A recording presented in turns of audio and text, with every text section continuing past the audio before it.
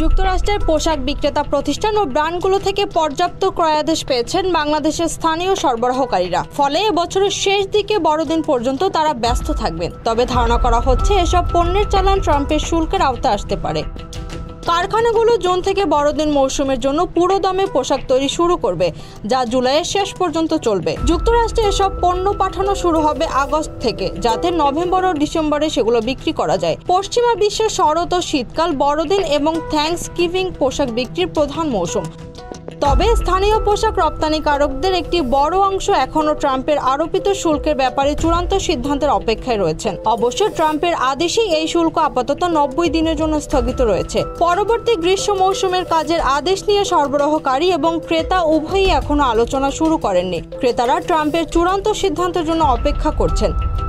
বাংলাদেশি পোশাক সরবরাহকারীরা এখন ইউরোপ ও অন্যান্য দেশে রপ্তানি পরিমাণ বাড়াতে কাজের আদেশ নিয়ে আলোচনা করছেন, কারণ এসব বাজারে বাংলাদেশের জন্য শুল্ক সুবিধা বা শূন্য শুল্ক রয়েছে। রপ্তানিকারকরা বলছেন, ভারতীয় পণ্যের উপর শুল্ক বাংলাদেশের চেয়ে কম হলেও ভারতের উৎপাদন ক্ষমতা ততটা বেশি নয়। এছাড়াও পাকিস্তান বাংলাদেশের চেয়ে কম শুল্কের সুবিধা পেলেও তাদের পণ্যের বৈচিত্র্য বাংলাদেশের মতো নয়।